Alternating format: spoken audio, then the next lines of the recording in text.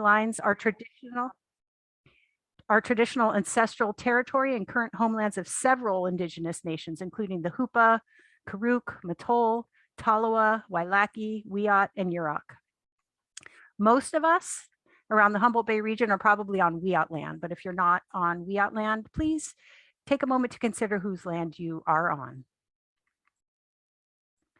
Our project partners are the McKinleyville community members of the McKinleyville Advisory Committee's Trails Group that brought their concerns about the need for multimodal access and safety to the McKinleyville Municipal Advisory Committee and ultimately made this project happen. The County of Humboldt, with Tom Matson at the helm, is managing the project, which was funded by Caltrans. And that is through the Sustainable Communities Planning Grant Program. And as I mentioned, the McKinleyville Municipal Advisory Committee helped facilitate many meetings and conversations. They also supported the grant application for this project. And we have Bonnie Oliver and Mary Burke with MCMAC here with us today, who will be in one of the breakout rooms. Mark Thomas and Associates are our consultants who will be developing the concept designs and a plan as the final product of this project. And we have Paul Martin and Jay Riddle from Mark Thomas here with us today, who are going to be presenting and also serving as small room facilitators. And as you already know, Redwood Community Action Agency has been working with the county and Mark Thomas to conduct outreach for this project and also to collect the public input. So I'm a projects coordinator with our CAA. Natalie Royal's handling the technology and Carla Avila is providing interpretation.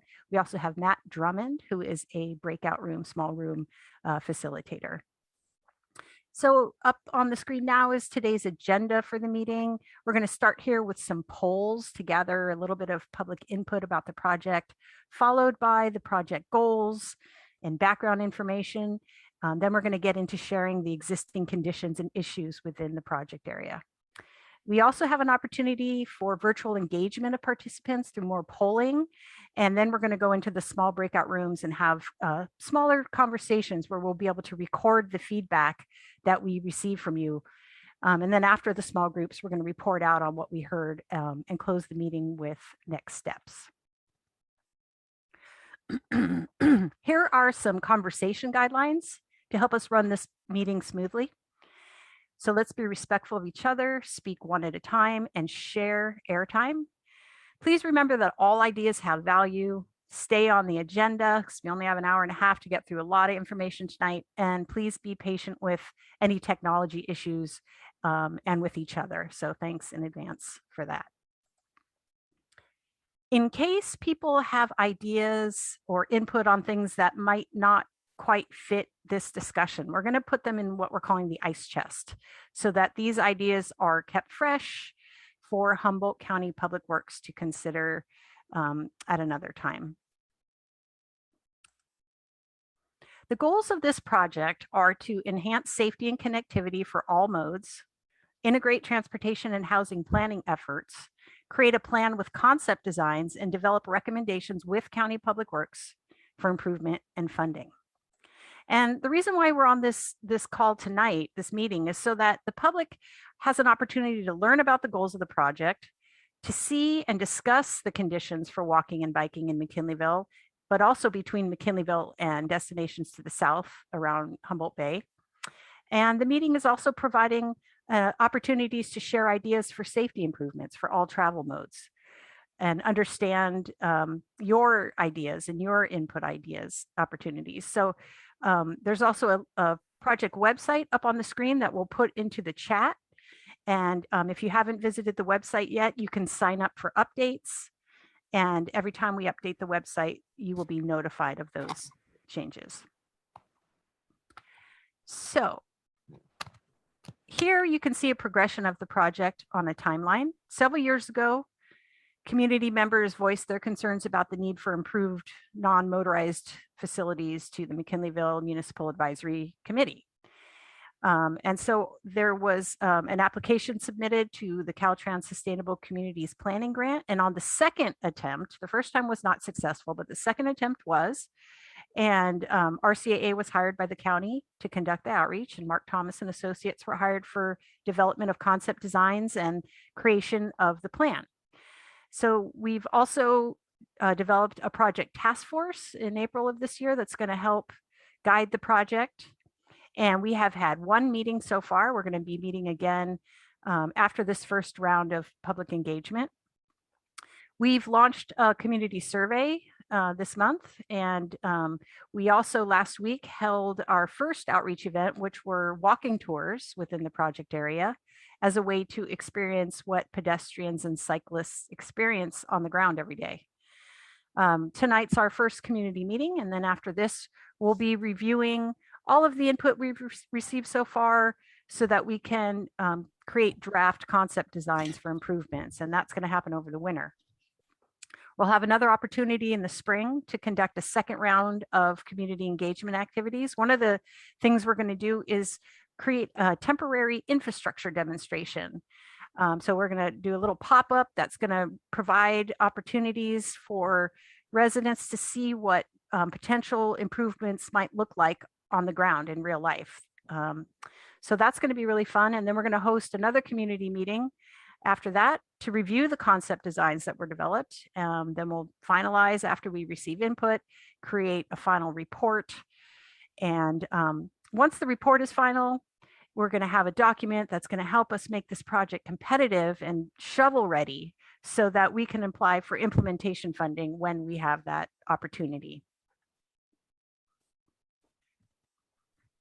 The project area doesn't cover all of McKinleyville or Arcata, but here is a map of the project area. It extends from sort of the Giantoli Lane of Arcata, the Giantoli Lane area of Arcata, rather, up north to McKinleyville's western and central neighborhoods and business districts, just and north of Railroad Drive. So I'd like to take a moment just to remind anyone that may have arrived late that if you need Spanish translation, we have that option available. Recuerda que tenemos interpretación en español disponible. Haga clic abajo de tu pantalla en el icono del mundo circular si necesita interpretación.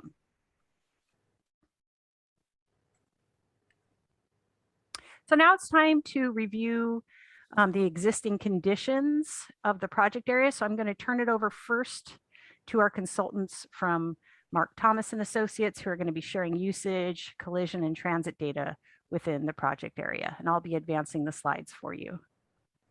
Great. Thank you, Jenny. You can hear me okay? You got it. Yep. Wonderful. Good evening, everyone. My name is Paul Martin. I work at an engineering firm called Mark Thomas.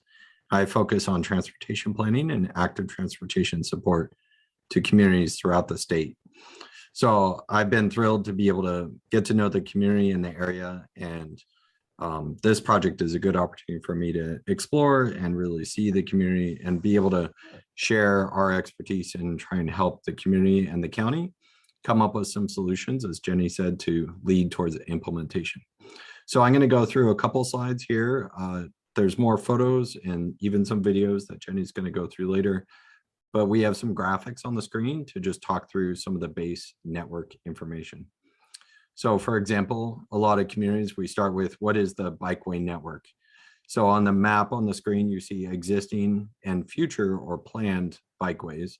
The existing ones are solid lines or dash lines for future and planned bikeways. So you do see a different color scheme for the different lines on the bikeways. Right along Highway 101, there's a solid line that someone could cycle in the shoulder of the highway. It may not be the most attractive or comfortable for people, but it is feasible. And then along roadways where there's shoulders, maybe there's the opportunity to ride as well, such as on Central near School Road. So those are the red solid line. And then a dashed red line would be a future where there would be cycling on a roadway, maybe in a shoulder or in a mixed use scenario.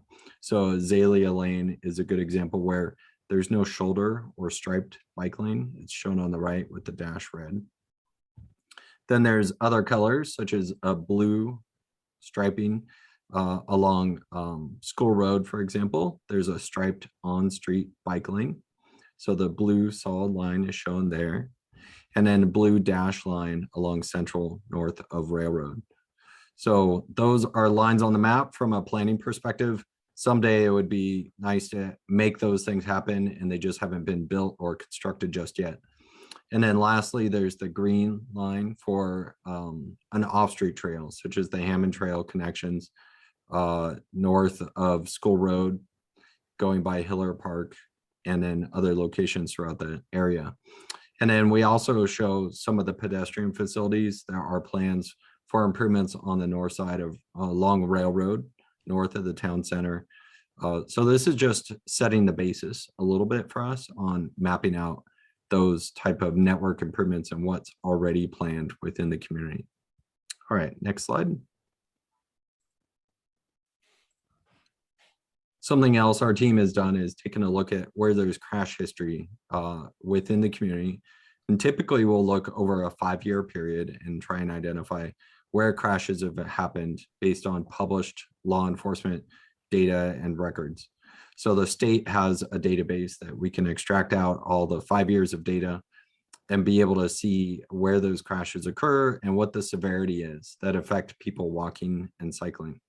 So on the screen in the legend, it shows the 5 years that was identified was between 2015 and 2019. So that goes all the way to December 31st, 2019. Typically, the most recent year lags a bit, so we don't have the 2020 data accessible to us. But you see different color coding, circles and squares, circles for bicycle collisions and squares for pedestrian collisions. And then the highest severity would be a fatality. So that red square is shown on 4 different locations here. So 2 of those were along Central, just south of School Road and near Bella Vista, where a pedestrian was hit by a motorist in the shoulder of Central Avenue. And then there were 2 locations on the south of fatalities along the highway on 101 directly, some sort of crossing or activity on the 101 there. And then, so there's the fatalities, but also severe injuries, and you certainly see the clustering of crashes along Central Avenue. So it starts to really amplify what probably most of the community recognizes is some sort of comfort and concerns about being able to walk and bicycle along Central. Next slide. We've worked with the transit agency to be able to identify the amount of riders using the transit system from Redwood Transit. So on this screen, we show that and convey that image with different sized dots based on where the bus stops are located. And typically it's along Central Ave, and then over by the high school, there's a route where the bus goes off of Central and is able to serve patrons over there as well. So the green dots is the ridership, the average daily ridership of the bus in the northbound direction, the bus traveling northbound. And then the blue is the bus as it travels southbound. So the dots are actually larger for the northbound direction. Typically, you might see it be about the same in both directions, but in this case, it happens to be higher over the day in the northbound direction for one reason or another. So you can imagine a scenario of someone takes the bus in the morning, maybe, or during the day sometime to go northbound, and then they're able to get a ride or find some other way to return to the south. That's why you get a little bit of a difference between the size of the dots. Next slide. And something we also take a look at is how heavy are the traffic volumes, the roadway motor vehicle volumes. So we do have data from Caltrans along the highway and North Bank, as well as the 299 or 299 going east into the canyon.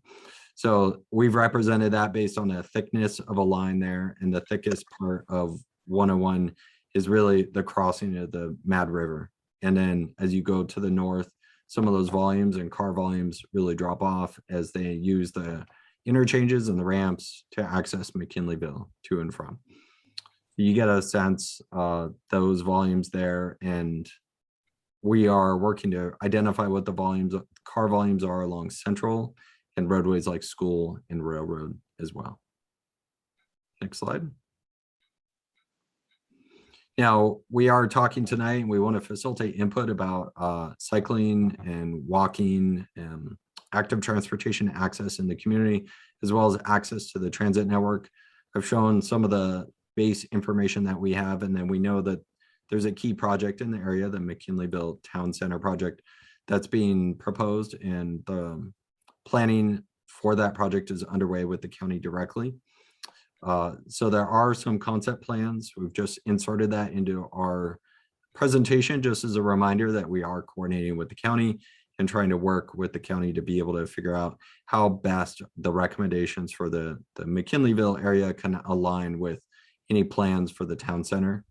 The development of the town center will really be led more by the private sector development, and the schedule for that often is really driven by where the economy is and the market.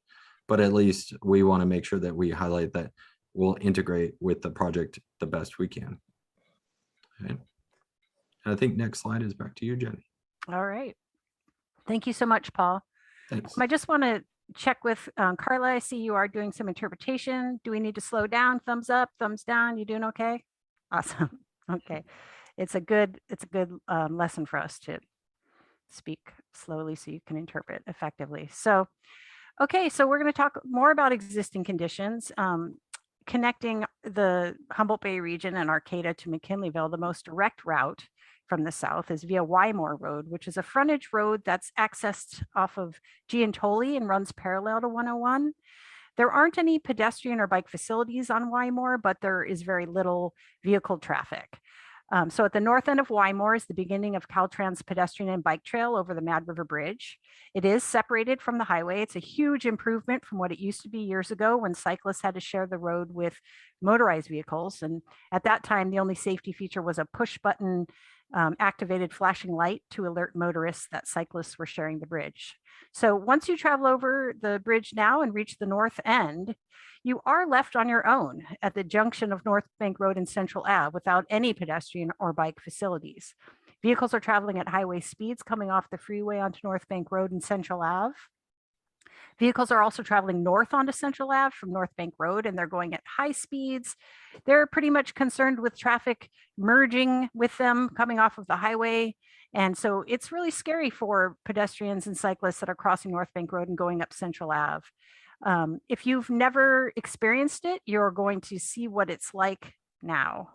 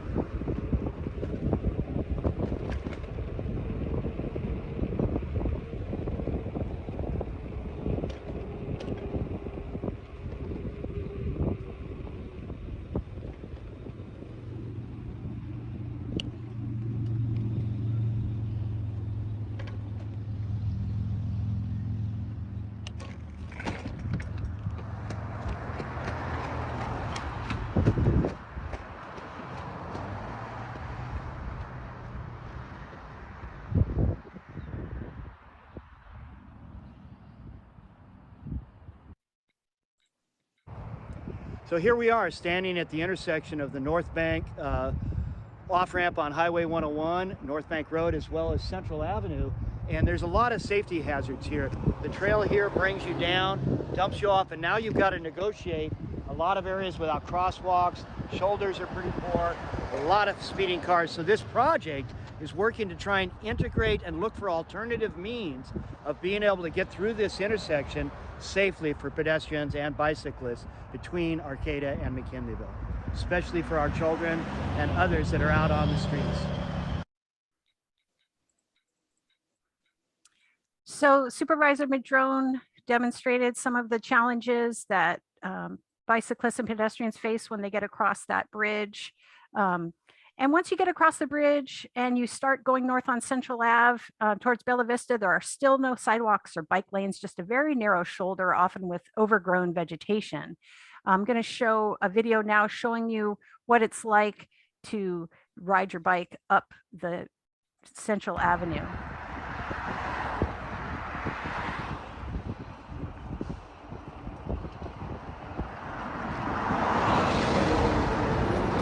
Oh boy.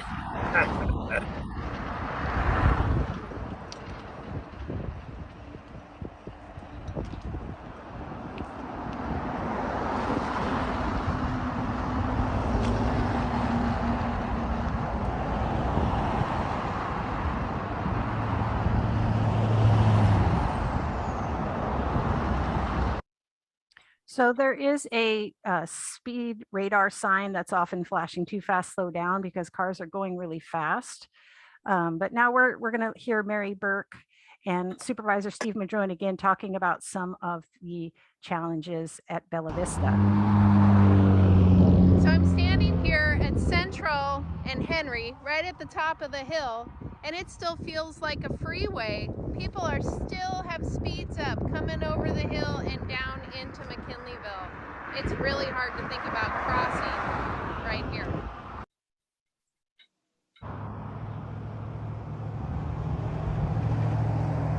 So that view says McKinleyville to me. It's beautiful, and our community is beautiful, and we want our children, ourselves, to be able to get out and walk and bike ride in our community, to be able to come up here to the businesses up at the top of Central on the south side. We want to know that we can be safe outside of our cars and transition through all parts of our community. Well, here we are at the top of Bella Vista Hill, and as was previously mentioned, people are still going at speeds coming off the freeway. The shoulders are narrow, and we're trying to figure out how we can help people, pedestrians, bicycles, safely transition between Arcata and McKinleyville. Is that widening shoulders? Is it creating a separate pathway?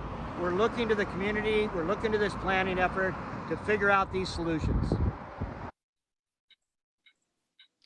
So in the heart of McKinleyville is also Hiller Road.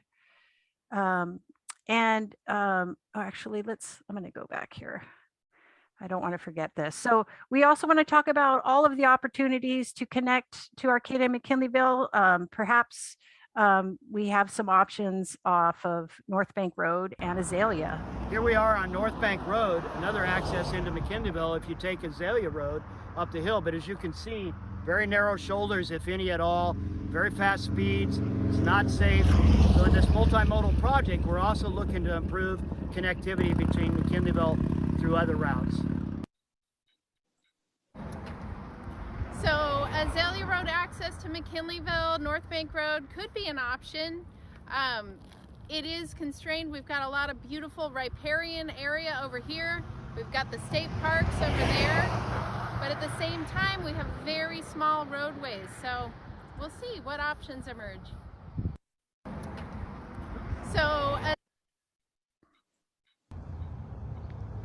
So then we have Hiller Road in the heart of McKinleyville, connecting the Hammond Trail and western neighborhoods to the Central Ave Business District. And here is Tom Matson of the county talking about opportunities on Hiller Road. Hi, we're standing here on Hiller Road today, looking at our McKinleyville Multimodal study to look at enhancing bicycle and pedestrian and non-motorized safety in the community. Hiller is basically at this point was designed for cars and is striped for cars, but the county has an 80-foot right-of-way here, which basically gives us a huge canvas for improvements that won't restrict vehicular use, but will greatly enhance pedestrian and non-motorized use. So Hiller Road Hiller Road is also the southern border of the proposed town center development, and that's being planned for housing and business development with green space. And so one of the goals of this project is to integrate and coordinate housing and transportation planning efforts, which is why we're considering the town center in this plan to make sure that it also includes safe and convenient non-motorized access. And then School Road is another area of concern. And we're going to watch some videos with Colin Fisk of the Coalition for Responsible Transportation Parties, highlighting some of his issues on the school road.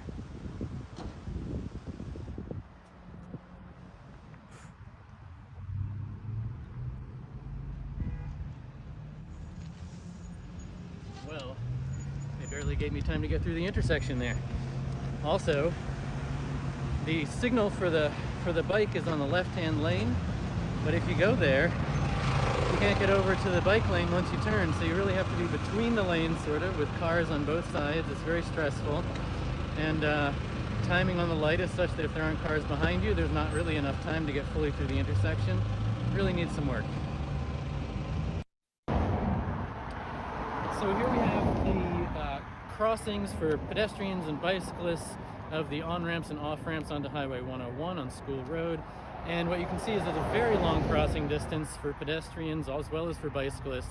It puts them at a lot of exposure to cars who are often going quite fast, coming down the School Road hill and turning onto the on-ramp or coming off of the highway on the other side. And also as a bicyclist, going uphill on the other side, people often don't stop or even really slow down coming off the highway and then turning onto School Road, and it's quite a dangerous spot for bicyclists.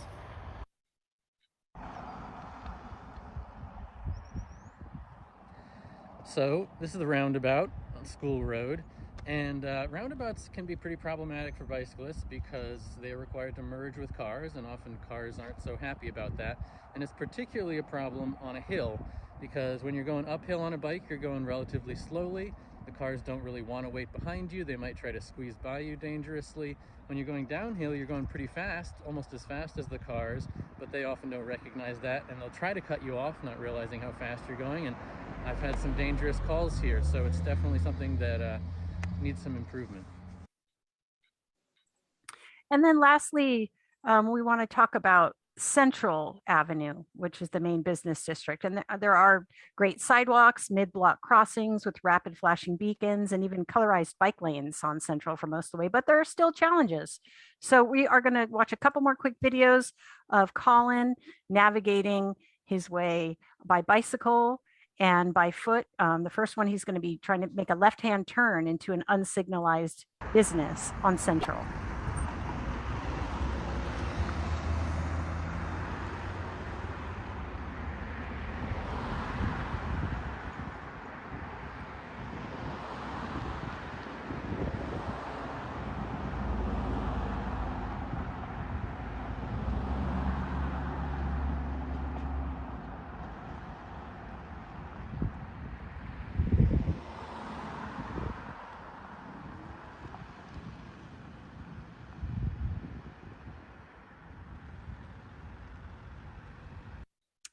And one more video.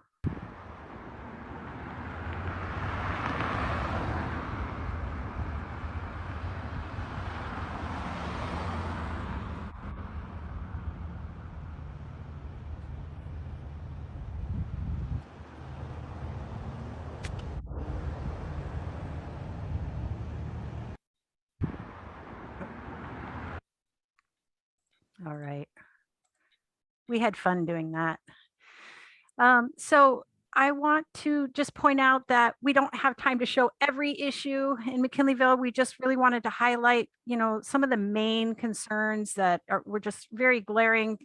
And but we are going to be moving on now to the virtual engagement part of the meeting, asking you some questions so that the project team can really better understand your priorities. And so before I turn it over to Jay Riddle from Mark Thomas and Associates, I just want to explain that you're going to need to open the chat feature at the bottom of your Zoom screen. And so you might need to hover your mouse over the bottom of the screen. If you don't automatically see the chat feature option, you may need to click on the More button that has 3 little dots on top, and then that'll give you the option to select chat. Once the chat is open, you're going to click on that link that's been provided. It's going to open a new screen on your computer. Don't leave the Zoom. Don't close the Zoom meeting. Don't close the Zoom screen. You just want to click on that link and draw your attention to the poll questions on the new screen. And Jay is going to lead this polling activity. You should see the link in the chat. And here is the link on the screen. Thank you, Jenny. And for anybody who prefers using their mobile phone, you can also go onto menti.com and type in the code that is on the screen. So you should now be viewing my screen, and in a moment, we're going to allow some people to hop into the polling exercise, and then we'll go ahead and move forward on the slides. And you will be presented with some questions. We'll be using a Likert scale for this activity. So on a sliding scale of 1 to 3 or 1 to 5, how much do you prioritize certain project initiatives? So we'll go ahead and get started on the first question. So from either your web browser or your mobile device, you should be able to drag the sliders across and rank how you prioritize these 3 project initiatives. And as everybody is submitting their responses, we are able to see the live rankings here on the screen.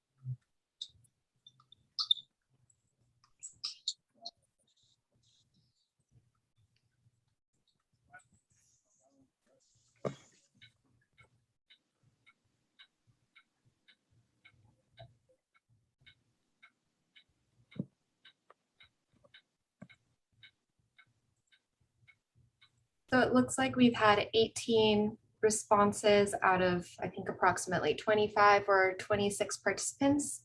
So we'll go ahead and close this question out in a second. It looks like majority of participants highly value cycling and rolling, and access to transit is a little more all across the board. We have almost equal shares of people voting it's a lower priority and it's a higher priority. And then walking and mobility devices falls somewhere in the middle, a slightly higher share of people prioritizing it a bit more. So on to the next question. Jay, I'm having trouble sharing the chat or the link. Could you reshare it in the chat? There's someone who just joined who would not have gotten it before. Thank you. I just must figure out, there we go. Okay, the link can be found in the chat.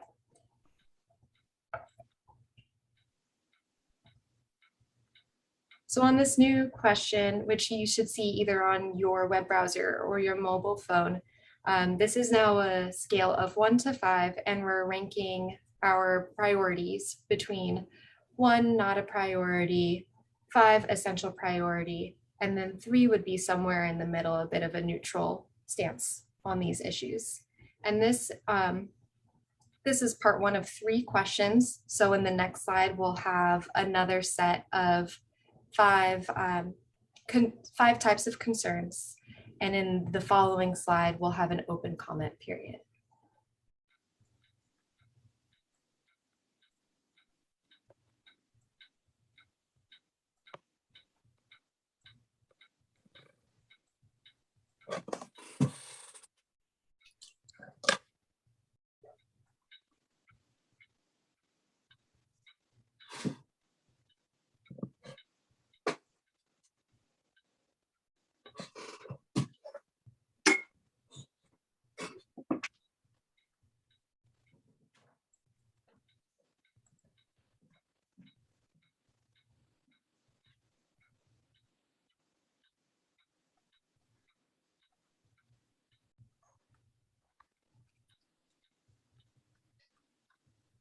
So we're now at 17 responses, and the average for all 6 items is a 3.9 ranking on a scale of 1 to 5 from low to high priority. Oh, we're at 18. Thank you, everyone.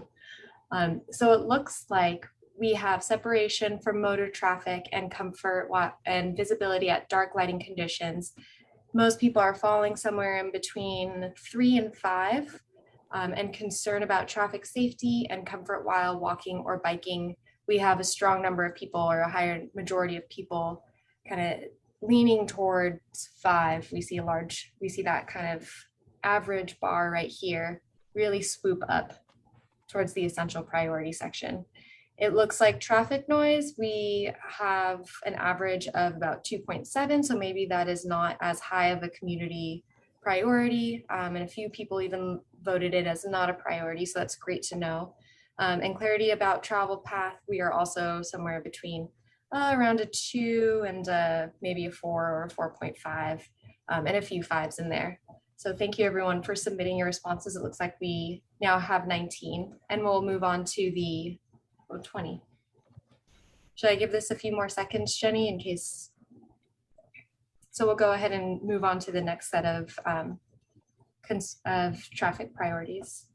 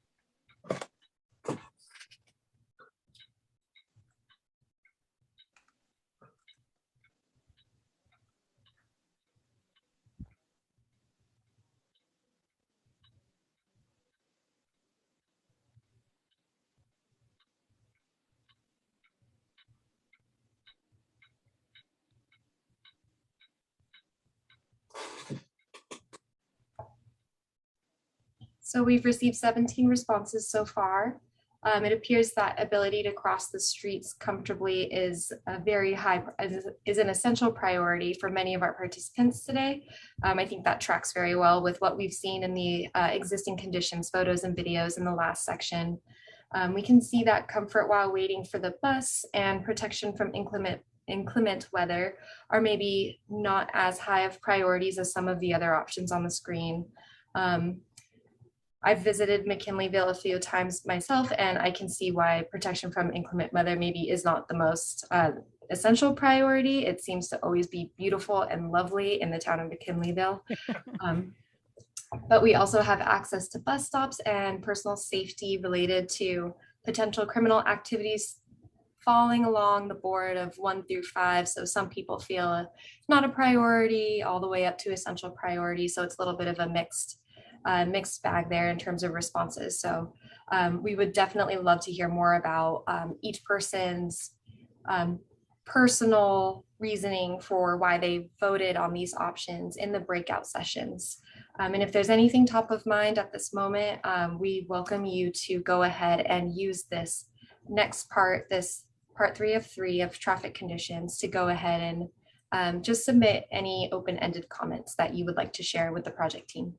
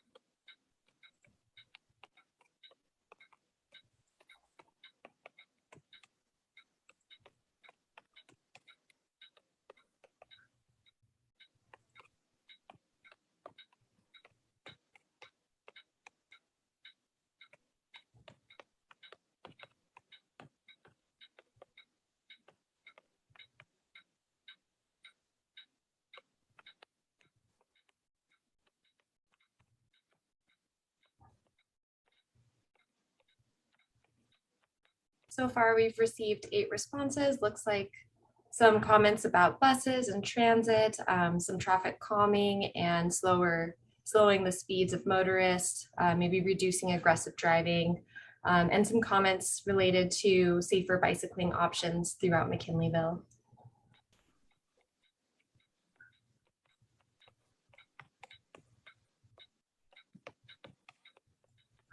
So we'll go ahead and give this one another minute and then we'll close it out. We'll move on to the final question. And all of these responses will be saved for incorporation into the project recommendations.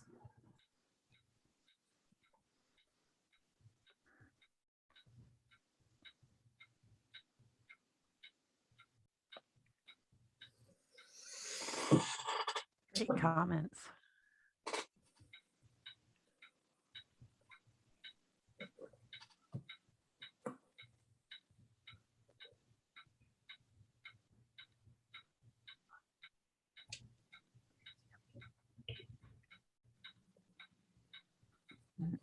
And here's our final question for the Mentimeter poll. This one is related to your priorities around areas, specific geographic areas of McKinleyville, where efforts and should be focused in the project recommendations. So this is again a scale of 1 through 5, from 1 being not a priority to 5 being essential priority, and a 3 being somewhere neutral in the middle.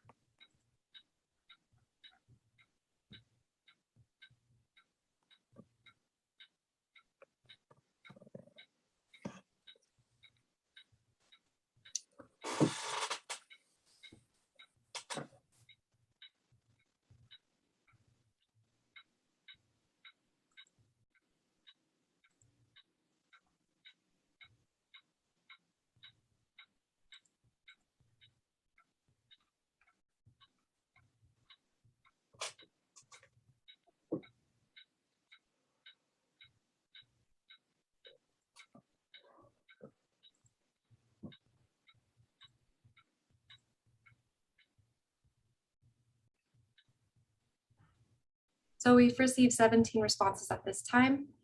And I just wanted to mention that one of the reasons we wanted to do a Likert scale for this polling exercise is we can see here in improve access to Hammond Trail, as well as improve walking and biking along Azalea Avenue.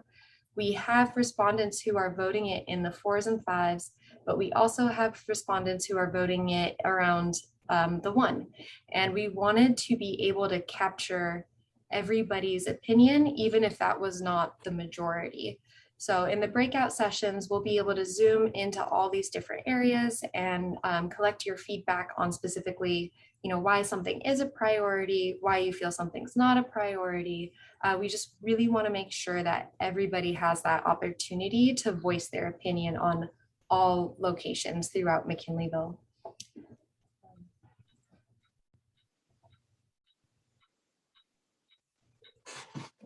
I'll go ahead and give this another few seconds in case anybody's still voting.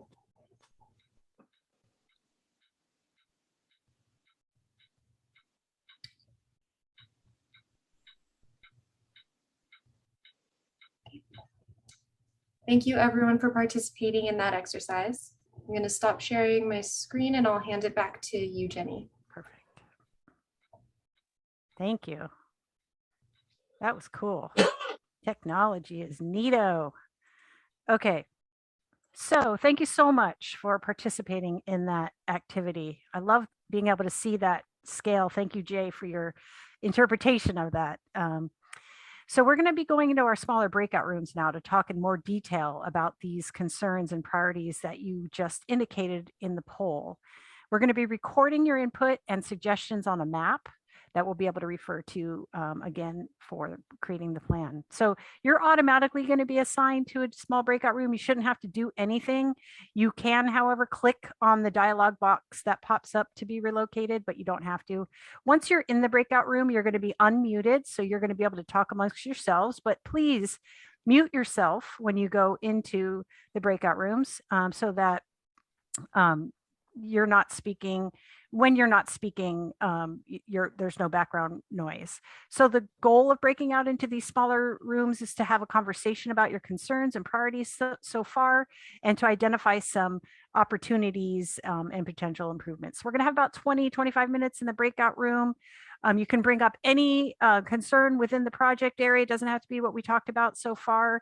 And then after the breakout rooms, we're going to gather again as a group to kind of report out and talk about the next steps. So you will automatically now be going into a breakout room. We'll come out of the breakout rooms at about 7:10.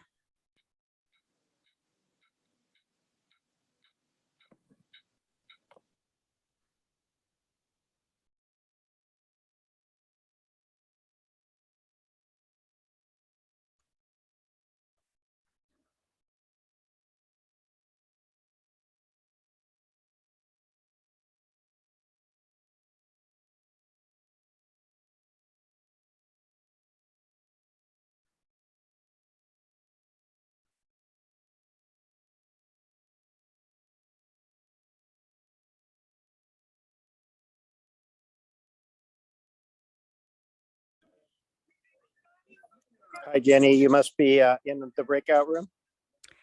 I am not in the breakout room. I am in the main room. Okay, well, this is Charlie Caldwell. I guess I'm in the main room with you still. I came in late because I'm watering. So anyway, I couldn't jump on because I was delivering the watering cart for the flowers in McKinleyville. So anyway, so I jumped in late. So maybe that's why I didn't end up in a breakout room. We're going to keep one room in the main room here. That's so there's one group that's not going to a breakout room. But Jenny, I think I may have assigned too many breakout rooms. My apologies. Do you want to facilitate a breakout room, or do you want me to rearrange slightly? I just need to open up the My My maps. Okay. So sorry about that. I got a little turned around assigning people. All right. All good. So I'm going to stop that share, and I'm going to bring my map over so that I can share my map. And you should be able to see my screen here shortly. All right. I do need to add a layer with my name. If I could ask you to mute yourself if you're not talking, I just hear some background noise. Okay, so we had those questions from the poll, and so now I would like to ask you, one at a time, if you would like to share kind of your top priorities, and I'm going to make notes of them here on the map. So Charles, did you want to start with some of your concerns or specific suggestions? Yeah, I didn't get the first few questions, so I wasn't, I didn't see what they actually were. I can repeat them. But anyway, my biggest area, I live out on East Cochrane, so Azalea is one of my areas of concern because it is such a narrow road, and there's a lot of bike people that actually use Azalea. It's between it and North Bank Road and the highway crossing gets utilized a lot, especially for people that are commuting between McKinleyville and Arcata and Gentoli, and it's just, and those of us that mountain bike also out to Blue Lake. So those are kind of my concern areas. I also, the other area I am involved with a lot is, of course, I'm a skateboarder, so I'm downtown skating, And the way all that ties in can kind of get real crazy during the busy driving hours. So Central Ave in general, Charles? yeah, Central's, you know, Kind of and the main and business one of the district. nice things that's happening on Central right now is I'm seeing some sidewalk improvements. I just noticed that the other day when I was watering the flowers, that some of the sidewalks that have got really bad spots in them that are hard to skate over for a skater, those are actually being improved right now. I don't know, maybe it's just the local businesses that are doing it. Where I are don't know. those? There's a lot of different places on the sidewalk that runs all the way down Central. The curvy one that has real bad, where the concrete has lifted up because of tree roots and stuff. So some of them in front of Church of the Joyful Healer and the Starbucks. So I just noticed they were redoing all of that sidewalk there. That was an area that was really bad. Okay. So I'm not sure who's doing that, whether it's the businesses that are doing it or if it's, a community repair through MCSD. And did you have something specific that you wanted to say about Azalea Ave, the concerns that you have? What are your specific concerns or suggestions? There just isn't, there's no, people drive fast, first of all, which is, I'm used to that. There's just not much room for a bicycle and cars on Azalea. Okay. So yep.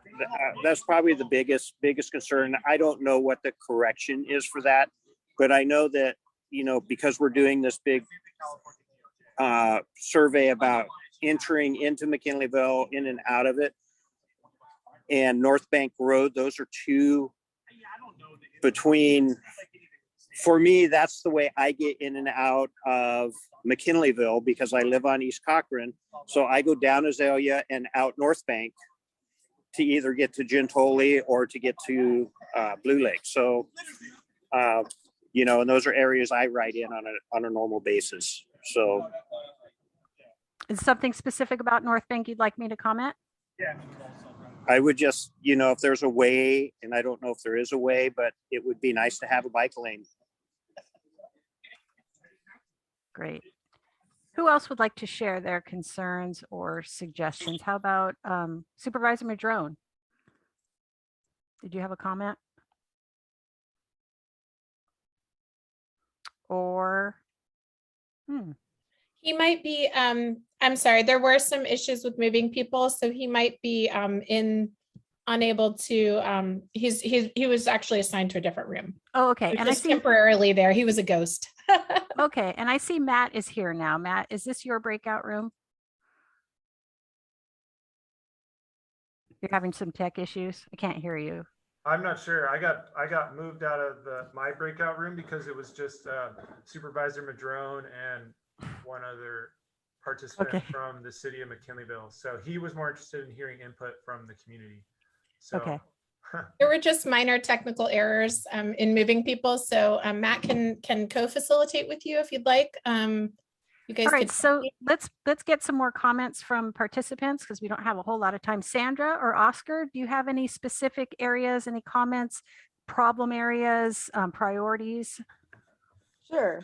This is Sandra Roses. To echo Charlie Caldwell, I live off of Azalea, and the traffic, the road's really narrow. People drive really fast. There's a lot of traffic. And a lot of people kind of come up through Azalea to avoid going on parts of Central. So it's like you have a lot of through traffic. And as an avid cyclist, I ride up and down Azalea to either, if I'm coming out, basically like what Charlie says, heading to, if I'm going to Arcata or to Eureka, I'm going down Azalea and then hitting North Bank Road and then getting on the bridge there. And it's just sketchy, just going, Azalea needs some, not just for bicyclists, but for pedestrians. I see people walking on Azalea and a number of the side streets, and it's I mean, it's scary. I mean, there's not much room, and these people with these big old trucks are just hauling. I mean, we have speed bumps that slow them down a smidgen if you're between the speed bumps, but where I live, it's like you're coming down, people are coming down that hill at high speeds, and they either need to slow traffic down by using more, actually putting more speed bumps. I'm serious. I mean, those speed bumps really do slow people down.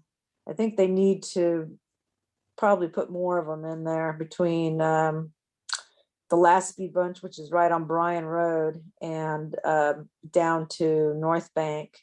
And then related to North Bank, shoulders would be extremely helpful on North Bank for cycling. And then of course, if I wanted to go up, I never go up Central. It's just too crazy to even try to go up from North Bank. I just avoid that area, period, because it's too sketchy.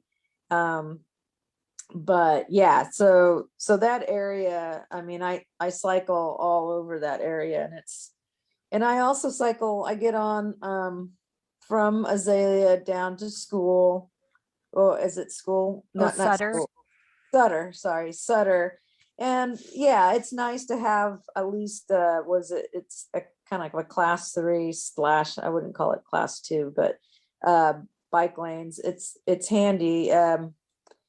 But the intersection, what Colin was identifying is crazy. If you're trying to get from School Road onto Central to take that right onto Sutter, it's like they have the bike lane in the middle, but then you have people, so you can get trapped as a cyclist. You literally have to stay on the edge so you don't get trapped on the inside lane, especially if it turn right. It's just that intersection right there is a nightmare. It's just crazy. And you're talking about School Road and Central, what Colin was. Yeah, that intersection's nuts. I mean, just ridiculous. I want to put a note there because yes. That is just, I don't know, whoever put that, I can't believe the county let that go through. I mean, it's just a nightmare for anything other than even for cars, it's kind of a nightmare because you got people coming in from the grocery outlet, and you got people, yeah, it's just the nuts. And then of course for pedestrians in that area is just, I mean, I don't know how people, I mean, I see people that try walking. I mean, just same thing down that really are pedestrians that, I mean, are walking in that area, and you're taking your life in your own hands. Same thing, coming, I'm switching it back down from North Bank off the bridge. I mean, I see pedestrians there all the time, crossing that North Bank to go up Central. It's just, that section going up Central from North Bank and 101 is another nightmare. I mean, I've seen some really close calls there. I mean, and of course there's been fatalities there. And so you have, that's just a nightmare intersection. So yeah, improvement, shoulders on North Bank, some sort of widening, some multimodal, slowing the traffic down on Azalea, if it means like using more speed bumps, slowing people down. Signage would be, helpful because a lot of times I have, it's a steep hill coming up Azalea, so I'm a cyclist is going slow, and then people are constantly passing you, and there's been some times that there's been almost head-ons because people are not patient enough to wait, and they try passing where there's a curve.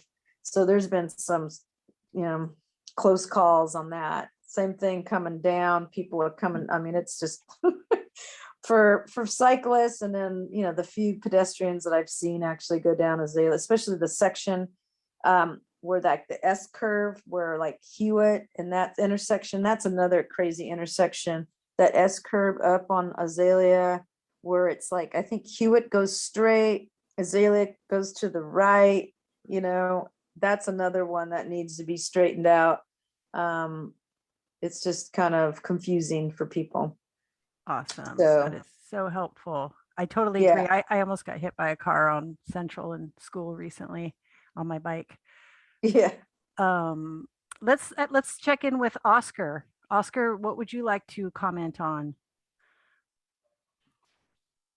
Hi, Jenny. Hi. I'm just really enjoying the process and like watching the community conversation unfold. I don't bike around many of these areas because I live in Arcata.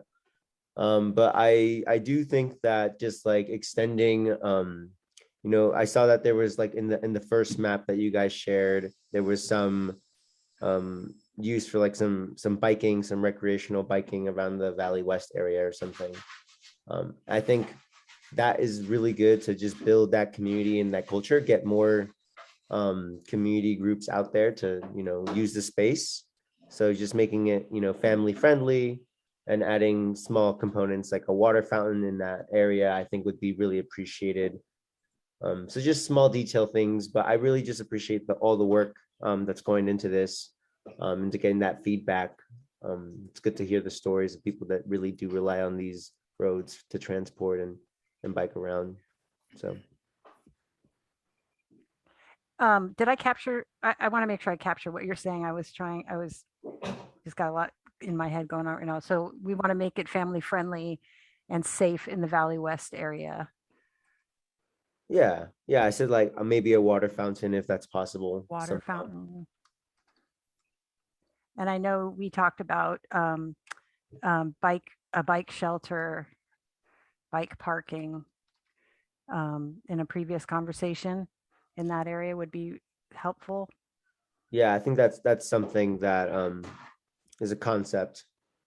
People are thinking that if there could be funding for that, yeah, something like that. Again, just that infrastructure. And in the voting, I also agree that McKinleyville is in need of infrastructure too. So just investing in that, however we can integrate it into this work, I think is ideal. Thank you. Yeah.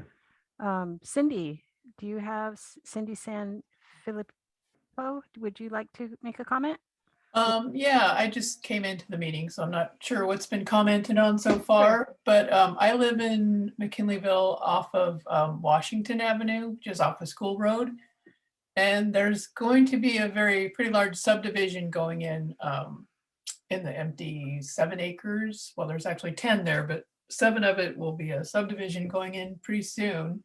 And we listened in on a meeting the other night about where the county passed the subdivision for it to be built, and things were talked about, and someone had asked if there was going to be a bike lane, and they're not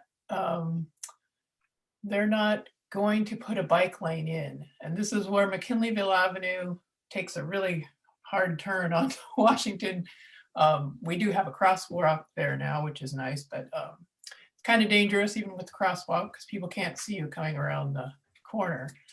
But anyways, so there's bike lanes on McKinleyville Avenue, some places, which would be nice if that was all the way down. But especially School Road, a lot of people do ride their bikes here, and I'm sorry, on Washington Avenue. A lot of people do ride their bikes towards School Road, and it's pretty narrow. Both lanes are narrow, and so when there's bikes riding on it, people either pretty much have to slow down or swerve into the other lane to get around them.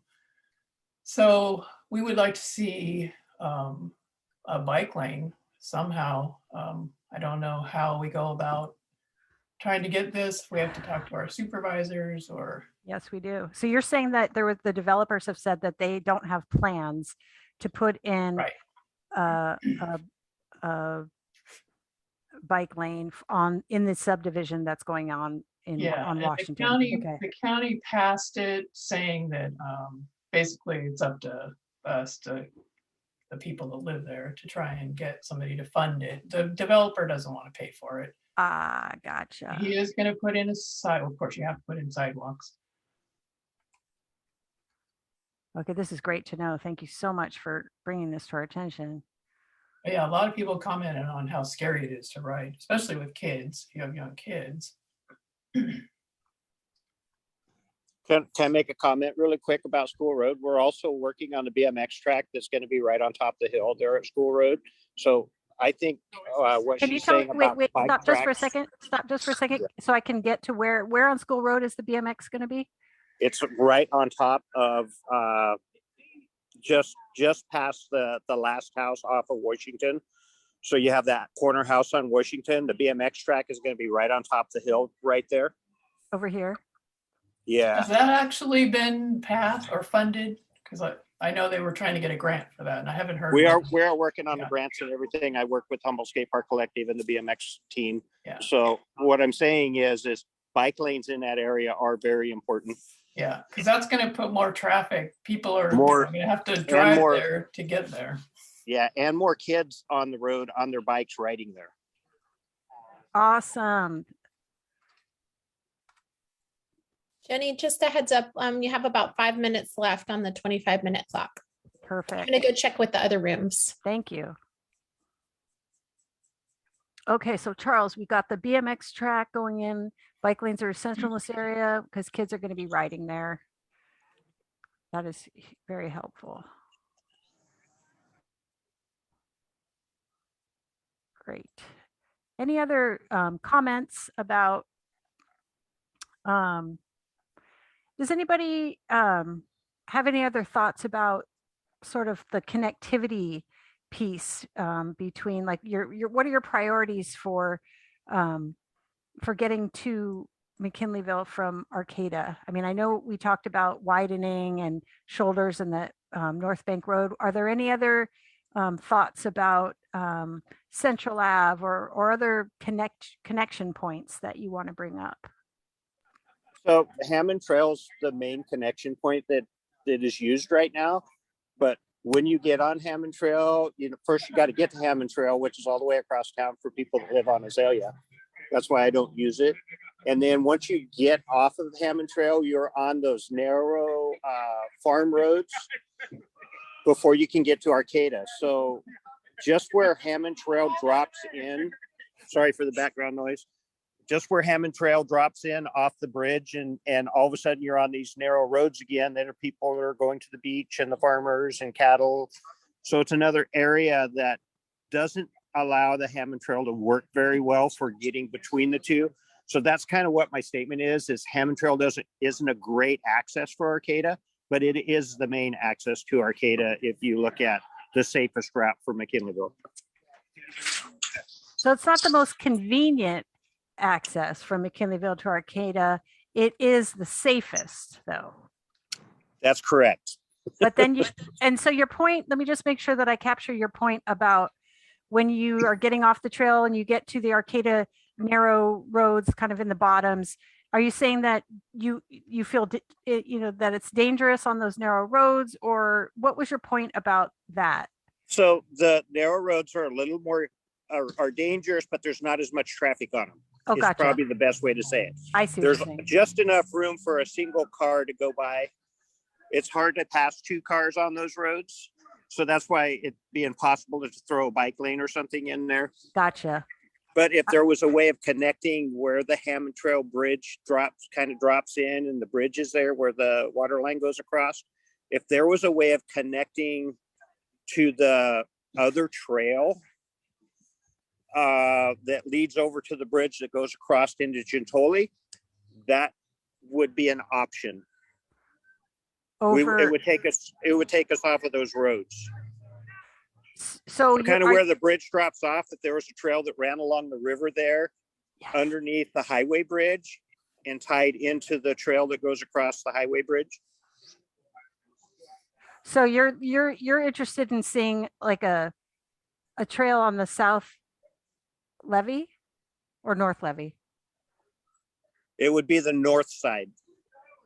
No, it would be the south side. You're right. Correct. The south side. The south side. Okay. Interested because that's been talked about, a levee trail, because let's see. Interested. Wait, levee trail.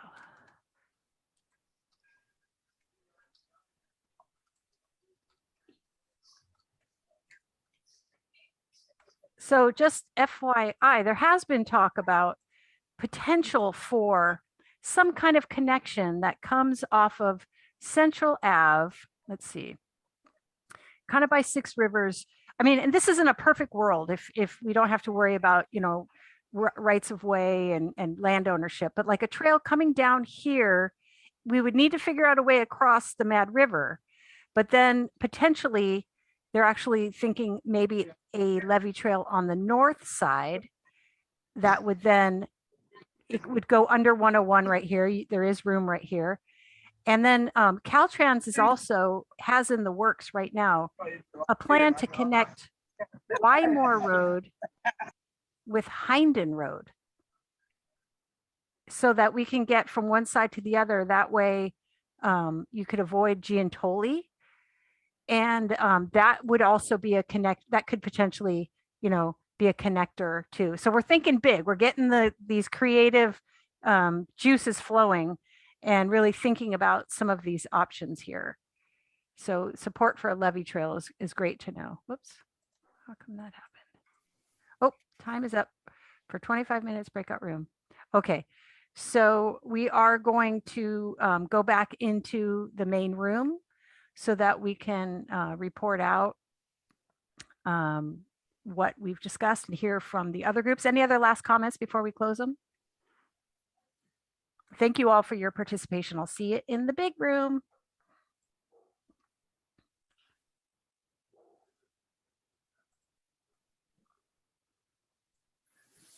You're actually in the big room right now. Oh. You are the big room. I was wondering, I was like, oh, breakout rooms will close. We are the big room. Gotcha. Yeah. Yes. We are the big guys in the big room and they're coming here. So we're just going to wait. They're coming to your party. They're coming here. We're going to wait. Okay. Thanks for your flexibility with the tech issues. Yeah. Good work.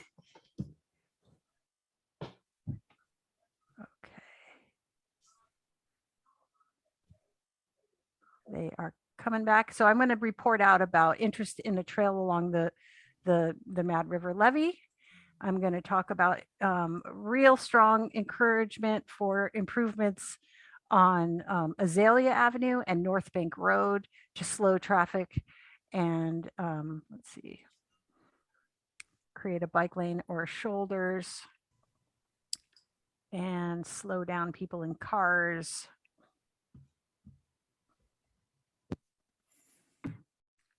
What's really neat about this too is people come back into our rooms. Let's see, do I need to do anything here, Natalie? Do I need to? Unless you want to stop sharing your screen for a minute, but if you'd like to just keep it up, you're good. Oh, okay. But they're all going to come back in here. Yep, they're coming back. They're coming back. Most people. All right. It may just be the way your view is set up. There's I think everyone's back. Okay, great. Everyone's back. What I'm going to try is very fancy. I'm going to refresh my screen because we should be able to see all the points from all of the rooms, which is really neat. All right, so welcome back from your report out, from your breakout rooms. We're going to report out now from each group. I'm going to ask either the facilitator or someone from your group, if somebody wants to report out, to share the main points of your discussion now. And actually, I think I am going to stop. Well, we can look at the map. We can look at the map while we do it, but I'm going to stop sharing in just a minute. So Bonnie and Mary, could you give us just a couple key points of the main priorities from your discussion? I'll start and Mary can add what I forget. But the first issue we talked about was down in the town center area where Gwynn Road, there's senior housing at a trailer park and no sidewalks for them to get anywhere from that or even to get across Gwynn Road. So they saw that as an area that could really use some help soon because it's an unsafe situation for seniors to navigate along Gwynn. There was a lot of discussion on the entrance, the south entrance of Central down by North Bank Road, and discussed various options there. for better navigating, and whether the noise was an issue or whether it was helpful to know where cars were, or but definitely an area where many in the group felt things need to be addressed to make it safe for bicyclists and pedestrians. There was a lot of consensus that it would be a great idea to dedicate one whole lane of Central Avenue to bike and pedestrian ways. That there's a great need for making Central Avenue into not the way to get through town, but part of the town. So, and seeing that that would be a way to accomplish providing both traffic calming and providing the space for separate bike and pedestrian ways. So, and Mary, do you want to add anything? Well, real quick, we had a runner as a part of our group, and I thought that was great to bring in a runner's perspective. Separation and noise are two of the biggest priorities along, that are kind of comfort aspects to running. Sidewalks along Hiller, especially along the town center footprint, and then also just really strong advocacy for better public transit, just all around, more frequent, better interface with bikes, and real-time notification were all things to come up. And then also just not to do noise attenuation, but that being able to hear cars, especially as we move towards more electric, is important. So that kind of consideration, both there's positives and negatives to reducing noise. Thank you. That's so helpful. Paul, would you like to share a few pointers from your group? Yeah, you bet. You can hear me okay, Jenny? Yeah. Great, thanks. So then our group, let's see, I made a few notes. There's a mixture of different things in general there. Some of the comments varied, whether it was Central Ave or Hammond Trail, also the bikeway along Bates.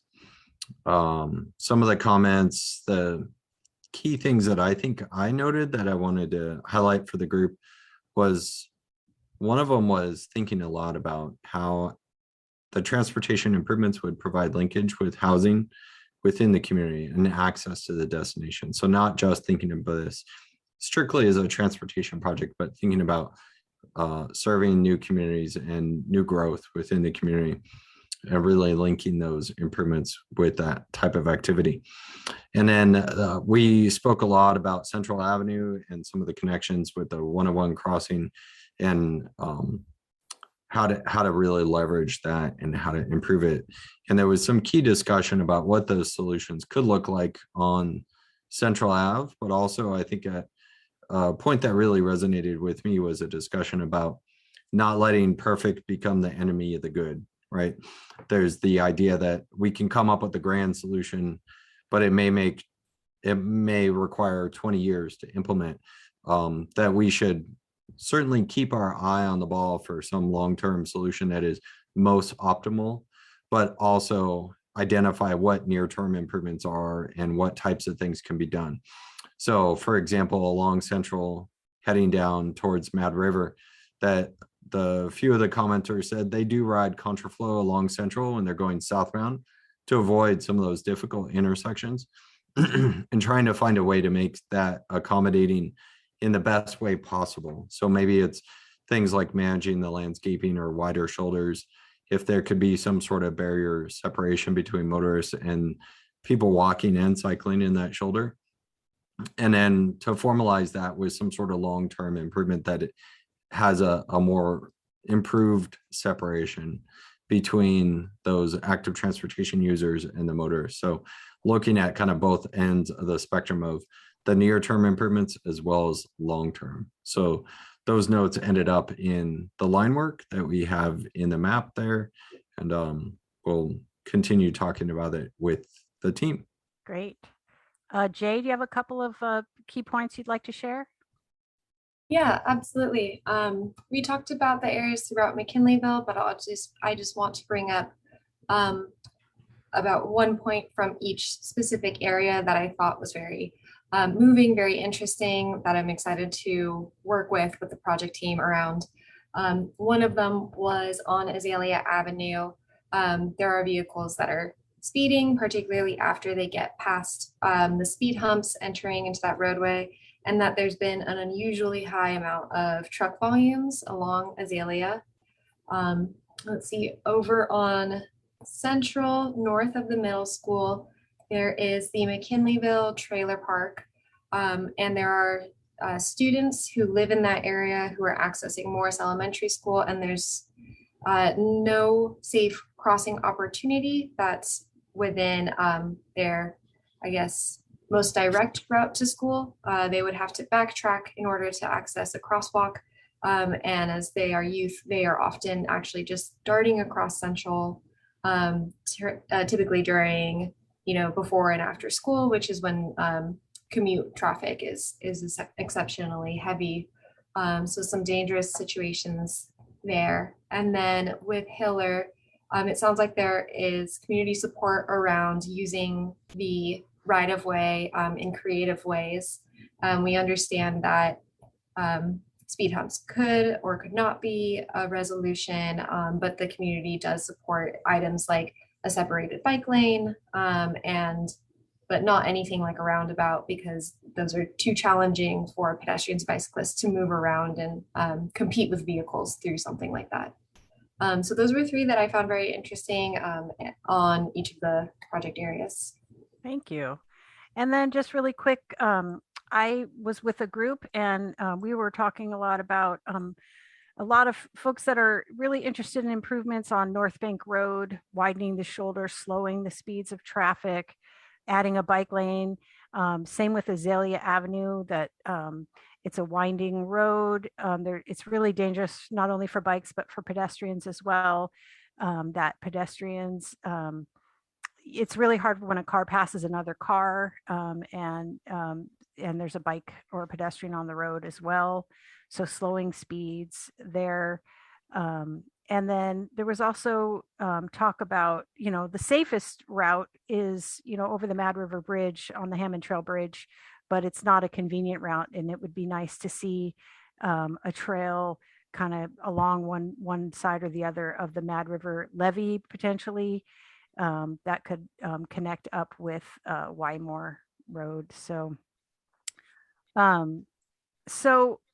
a lot of really great input, you guys, from today's small rooms. I really appreciate everybody's participation and sharing.